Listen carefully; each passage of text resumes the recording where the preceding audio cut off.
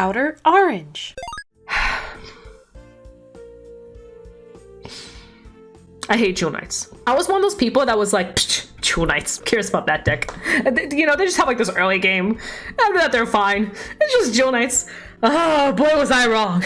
Let's talk about Springfest itself. Let's talk about kind of my rounds. I went to Springfest day 1 and day 2. I actually had 2 different teams for day 1 and day 2 and all this other stuff. So pretty much the way we did it was day 1 we did overdress and day 2 we did premium. It's kind of just to make it a little different from the ones at Chicago. So I went with a different team for overdress. It was mainly my third that was different between both days. And overdress just kind of sucked absolute balls. Overdress was just not It was just not working.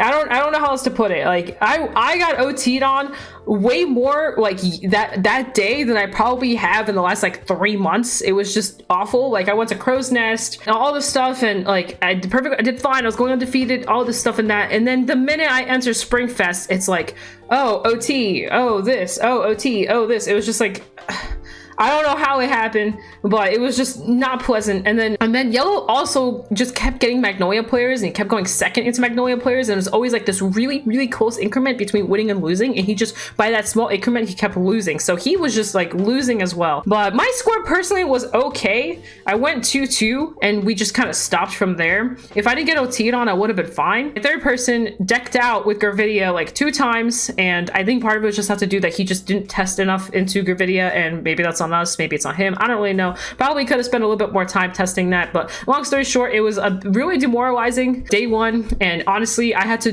go through so many mental hoops to prepare myself for day 2. I really wish I went in with V. Definitely would have been a completely different story. I would have been like, I probably would, like, there's no OT there, right? So I can't get OT'd on. I can get triple critted, but even that feels better than OT. I got OT'd from 1 to 10 damage. I had to take 9 damage 2 times in a row with the Brandgate OT with double meteors, and it was just awful. So I really wasn't too happy about that, but because I met everybody and I had a lot of time to kind of talk to people and all that stuff, it kind of made up for it. So I wasn't like, the day didn't suck, those 4 rounds really sucked. So we're just gonna pretend that that didn't happen, and we're just gonna go to day 2. We're gonna go to premium. Congratulations to, by the way, Fuzzy was one of the people that literally went first. I got a chance to meet Fuzzy and Dan and the Zorga player that they had all on the same day. I wanted to do D because, you know, D's like the main format, all this other stuff. I kind of wanted to stick to like what people really like to see in terms of deck profiles and all this stuff. So part of it was like content creator me talking, but honestly, just for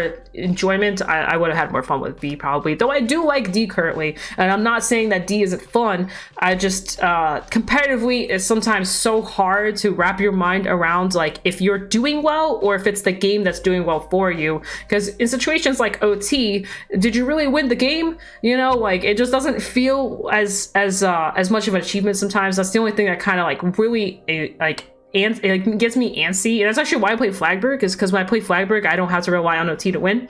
I can win without it, and it makes me feel better as a winner as well. OT is nice and all, but I'm not gonna lie, sometimes it's just demoralizing. But yeah, so day 2 was premium. I came back. I had like this like burning passion to win day 2. I was just like so frustrated. I was just like, I'm going to win. I am not going down day 2. This is not happening. I tested too much for this. There's no way I'm going to lose this one. It's not happening. So day 2, it was me, Yellow, and my friend Clayton. Well, actually, it's Yellow's friend, but now they're kind of my friend too. We all 3 of us tested a lot. I was playing Grand Blue, Yellow was playing Shiryuki, and Clayton was playing Regalia Genesis. So we had a pretty interesting lineup, I would say. I would say the Shiryuki one is kind of the weird one out of the bunch. Obviously, Regalia and Grand Blue is pretty standard. I can't remember what Yellow was originally thinking of taking. It might have been Aqua Force. So he was really struggling on what to take, and then I kind of pushed him for Shiryuki, and then Shiryuki ended up being like the pick he chose. So we had a pretty interesting team. We were very confident in our success. Like we honestly like had a feeling we were going to top. Like we were pretty certain we were going to top, so we really went in with like a pretty fresh head that we're gonna do well. And honestly, with the way we tested and everything like that, we really put a lot of time and effort. Like Clayton really built his deck around like the meta and all that stuff, and Yellow built his deck around, and I definitely put a lot of time and effort into like making my deck like really secure into the meta. So we were pretty prepared to what we were about to face between bugs and dolls and Regalia matchups and everything. We were ready. Round 1 comes around. is to start. Apparently it's like a curse or something. I G-assist round 1 against Mariposa. He was from Florida. It was a really sweet and wonderful person, and we were super excited to see each other. I think she has a selfie of us somewhere on Facebook, and we're super excited, super happy, and all this stuff. And then I G-assist, and I whiff G-assist, and then I G-assist again next turn, and yeah, I barely make it through. And before I know it, I'm on grade 2, and she's over here with her stride, her beautiful Minerva stride, and I'm just sitting on grade 2. I tried to deny her as much as I can, swing to her rear guards, all this stuff. I ended up having, had to say no guard to her Vanguard, of course, because I just didn't have anything to work with. And she hit crits and all this other stuff. And then my damage was actually very hilarious. It was like triggered, normal unit, trigger, and then the last damage, the 6 damage, was OT. But I needed to take another damage. And my draw with OT was actually a heal, and then the next check was like a crit. And I was like,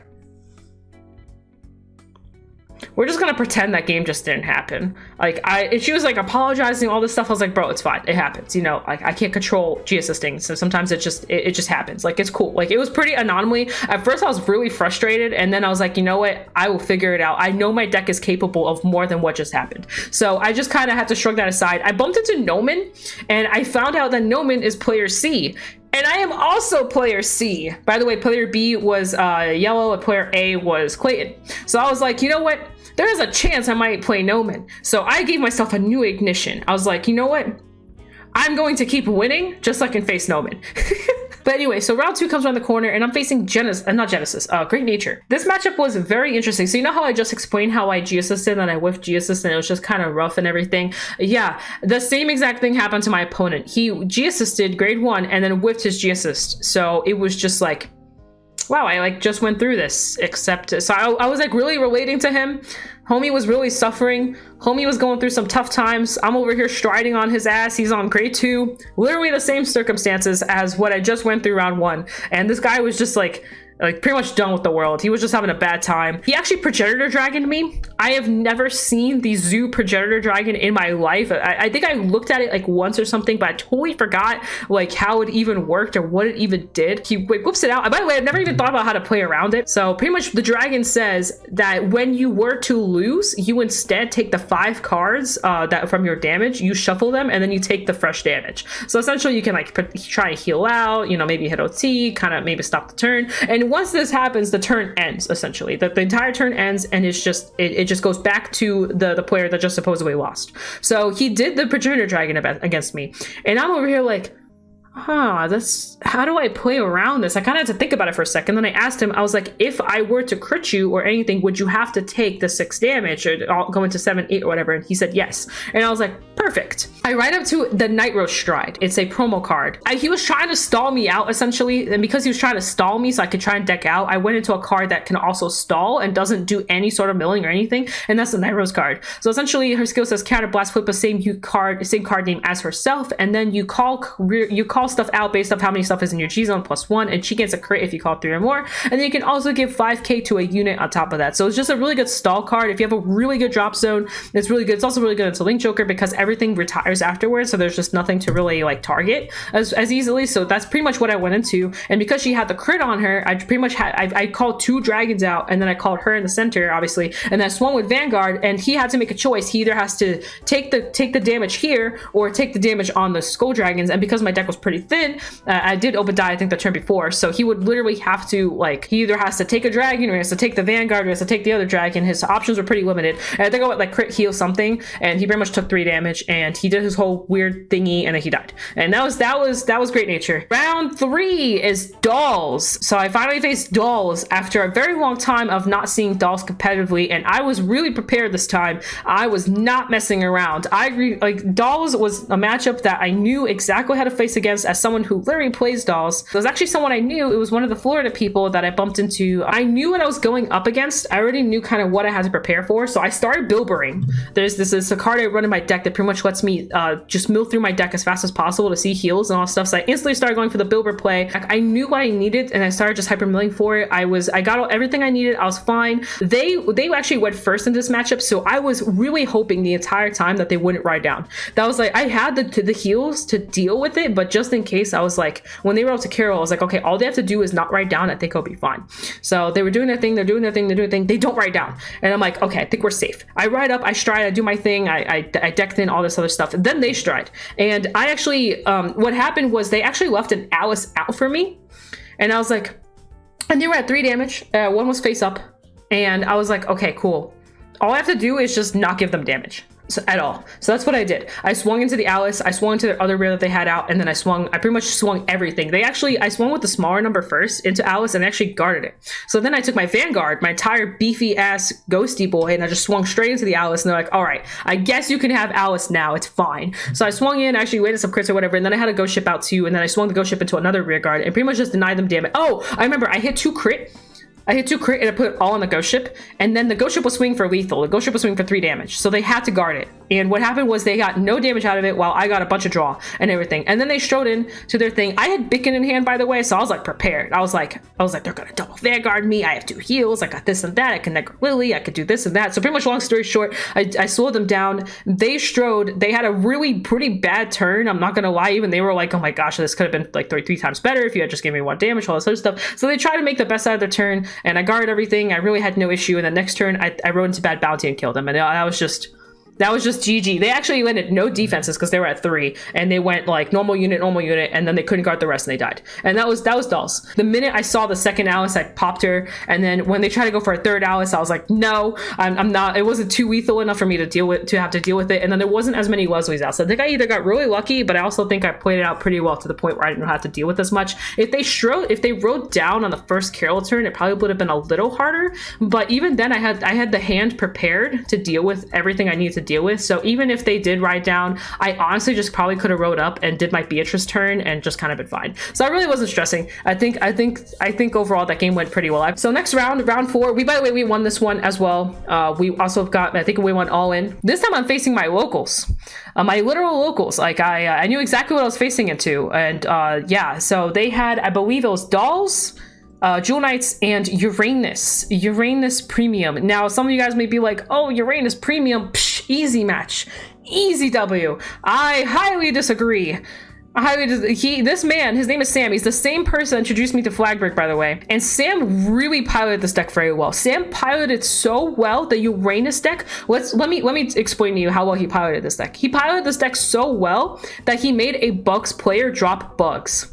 That's how well he piloted this Uranus deck. He actually made the person drop Bugs to play something else. So the Valkyrion is really good into Bugs because you just stack a ton of force markers, and it doesn't matter. Like if they cradle the Valkyrion, you're like, cool, whatever. I'm just going to smack for big numbers with the grade 2 and the grade 3 Uranus, and then, right up to the girl that says Topaz 10 Duel, all the cool stuff. So it just doesn't matter. The numbers are just so obnoxiously high that it shreds their hands so bad that it's just impossible to break through. I didn't see Sam lose a single time playing against Bugs. Like, it was just hilarious watching this because he was just annihilating the Bugs person. Bugs person tried to cradle a column, didn't matter. He was just like, all right, now then I'll Valkyrian you. Like, there was just no winning. I was a little scared because honestly, Genesis is a really bad matchup into my match because I knew he was running the promos, and I knew that if I can't kill him in time and I bad bounty him and he has the promo in hand, I literally just deck out and lose. So I was very nervous in this matchup, but I did win. I really couldn't tell you how or why. It was a very back and forth game. Like I rode up, did my thing. He rode up, did his thing. I rode up, did my thing. He rode up, got his force markers. It's the promo that says Counterblast 1, Soul Blast 3. You choose something on your opponent's. You choose a circle, and they pretty much call the top card of their deck over it. It kind of plays like the witches cards in Genesis, and yeah, that's really scary because if he calls that over a dragon, or if he calls it over a Nightstorm, I kind of just lose the game. And I didn't build my deck with an extra Nightstorm. I thought about it just for Genesis alone because that's how I lose, but I decided not to do it. But anyway, so yeah, we had a pretty normal game. I kept farming for PGs, and I just kept farming for them because I knew I needed them since the numbers were so high. He was swinging for like 78, 88, like all these wild numbers, right? And Valkyrion was swinging, and it was just a lot of pressure, but I just barely survived, did my bad bounty turn, and he didn't have the promo in hand, and he lost. He actually had 11 cards in hand when I bad bountied him, and I was very scared. 11 cards in hand is no joke. I was like, I'm bad bounding him and hoping that I kill him here. If he promos me here, I lose. I try to kind of play it out where I changed the way I attacked, so to bait out the promo if he had it. And luckily enough, he didn't have it and he lost. So I won that game. It was actually a very fun game. Thank you, Sam, for that. So that's super fun. Next is round 5. This is the Jewel Knights match. I hate Jewel Knights. I was one of those people that was like, Jewel Knights, curious about that deck. You know, they just have like this early game. After that, they're fine. It's just Jewel Knights. Oh, boy, was I wrong. I was telling Yellow, I was like, Jewel Knights, you'll be fine, because he was like stressing about Jewel Knights, and I'm just like, Jewel Knights, whatever, they're fine, they're not doing anything that crazy. What do they do? Attack you a couple times, pish posh, easy matchup. I don't know if it was just the fact that I was playing Grand Blue, so it's just a tougher matchup because they can just grade 2 game for forever, or maybe I just wasn't prepared for it. But my goodness, I got annihilated that match. And I think part of it was just because I didn't know what to do. I think the second reason is actually kind of with my pieces, and I just couldn't really apply pressure. I tried to grade 2 game them, and maybe that's where I screwed up. Maybe I should have just wrote up. I was trying so hard to deny them striding. I was hoping that maybe I would out grade 2 game. It's possible. I had my Bilbers, I had my Dragons, I had my Ghost Ships, but they just kept doing their thing, and I was just like, bro, they just don't stop. So I finally wrote up, and then I lost. I just straight lost. I think I made a mistake at some point. There was at some point where I should have moved back my units, my rear guards, and just swung with Vanguard to outgrade 2 game them, because then I could just move them back up. They would have to smack my face, and I could have just done more with Counterblast, and I didn't do that, and maybe that would have won me the game. I don't know, but it was really rough. I like got destroyed, but it's okay. The boys got me. The boys won their games, so I was like, well, okay, I may have lost mine, but at least the boys got me, so they won theirs. So we were still in. We're still going X1 since the very first game, and now we are facing. And this is Marshall's team, by the way, that we faced. Now we are facing Fuzzy Paradox's team. I don't know if I told you guys this, but there's some kind of weird stuff going on with the rounds. So Marshall's team, which is the team with the Jewel Knights player on it, we're going undefeated, and they were facing us, and we were going X1. And then my other team, other my friends that I knew, were also going X1, and they also faced an undefeated team that same exact round. So it's kind of weird. There's some like weird stuff going on with the rounds. I don't know. So next round was Fuzzy Paradox's team. So they had Eugene, and then they had the DP Super Superior Ride engine combo going with the Limit Break stuff. And I faced the Zorga premium player, actually. Yeah, I was facing well, it won't let me show it this way, but yeah, I was facing that guy right there, that homie, the awesome homie who had a big Zorga talk like the day before. It's great. Really, the guy knows Zorga. If there's something, the guy knows Zorga. I don't talk to many Zorga people that truly understand Zorga. The game went pretty well. I was a little frightened kind of like the first half of the game, because something that the Zorga player did was they had an insanely good grade 2 game. And actually, we were kind of playing this game where I thought they had the ride that they needed to kind of do their thing, and I was like, oh, they're gonna ride up and do some shenanigans, and I'm gonna prepare for it, all this stuff, because he was so blasting so much, trying to get all his pieces off and doing all this stuff, and he was just having this amazing grade 2 game, and then I ride up, do my thing, and then he doesn't have a grade 3, and I'm like, oh, you don't have a grade 3. I think he whiffed his grade 3 too, if I remember correctly. I don't remember exactly, but I think he just did whiffed his grade 3. So long story short, because of that whiff, it kind of slowed him down a lot more. And then I strided, and I didn't kill, but then after he finally did stride and went into bad bounty and all this stuff, after that turn, I Megiddo'd him, and then he died. So it was kind of a little unfortunate there, because the grade 2 game was pretty nuts. It was pretty like insane. And the whole time I'm like, oh man, this grade 3 turn is gonna be so great. This grade 3 turn is gonna be so great. And then you don't ride grade 3, and I'm like, wait a second, what, did I miss something here? But yeah, he was trying really hard, but the grade 2 game was actually really good. So top 8 is again the Jewel Knights player, and I'm like, god damn it, again I have to fight this guy again.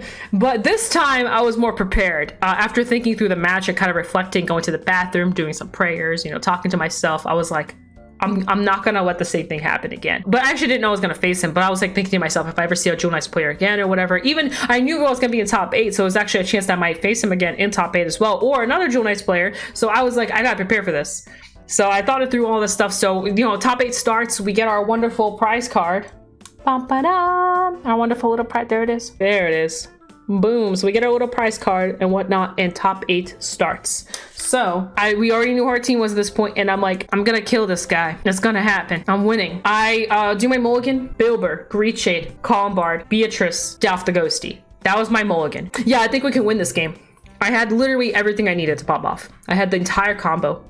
Even if he denied me Carrot Blast, it didn't matter. I had everything I needed. Because he already faced me once. He kind of already knew what my deck does. He knew I was going to Bilber him. He knew that was happening. So even though like that Bilber concept isn't very common in wrong Grandpu decks, but I'm pretty sure he had an idea of what he was facing. So I think I went second against this match as well. I ride up Delph. I do my double draw. I discard. I get my thing. I Bilber. That very turn, I get my drop set up. I do my thing. I start beating face in like instantly on that very turn. And then next turn, I ride up to Columbard. I counterblast, get what I need. I Bilber again. I Great Shade, get all I need. I set up all this stuff. I'm smashing face. He's at, I think, at 4 damage at this point. I ride up to Beatrice. I do the same thing all over again. I call out Skull Dragons. I literally boned for dragons and called out the dragons. I was going all in for the kill. I just did not care. Gave him all the Carrot Blasts in the world because he was doing his thing with his Carrot Blast. He was like, oh, okay, let me sword me. Let me call this. Let me call that. Let me have a whole board. I did not care. I was like, give me the damage. I'm going to use it all. And that's exactly what I did. I Skull Dragon. I Beatrice into Jesse. I do all this stuff. I push him all the way to 5 damage at this point. So this man had to kill me or I kill him next turn, or he has to heal out like 3 times, because then he didn't kill me. He redid his thing. I survived, and the next turn I stride into Obadiah and I just end the game there. I did not have a good drop zone for Bad Bounty, but I had the drop zone for anything else. So I Obadiah, I go straight in, I swing with my Vanguard, do all my stuff, and he dies. Unfortunately, my team died as well. Yellow G-assisted twice. I believe he G-assisted twice. I know he G-assisted against Marshall, and Marshall's playing Bugs. So he G-assisted against Bugs and couldn't keep up, but he lost. And then Clayton, now this one's a funny one. Clayton was playing Genesis into Luard. And Clayton actually would have won the game if one thing didn't happen. The Luard player rode up to Morfessa. It was a pretty close match. If Clayton had survived that turn, he would have won. But, so what happens is, they start swinging with their rear guards. Clayton goes, okay, I'm going to use the promo here. Counterblast, Soul Blast 3, call over your circle. So, the homie calls over, and guess what it is? It's a Dragba.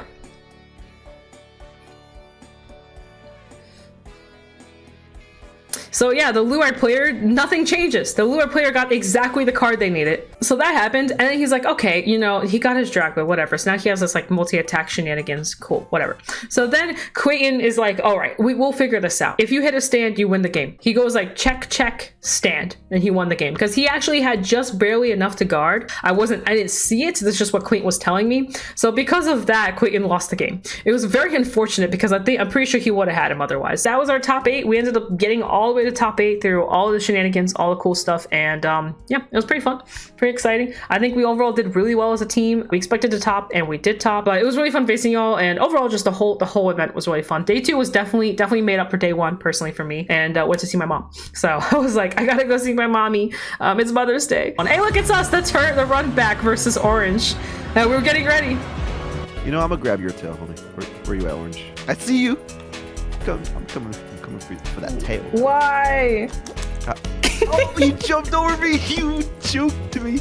Come back here. Why would you go after me? I don't know, because it's funny. Oh, no, you don't. No, come on. It's a little grab. That's it. No, yes. I swear, if you get me out, I swear to God. I've had the tail this entire time. Come back here. It's I've my had the tail this entire time. Get the hell away from me. Oh, damn it.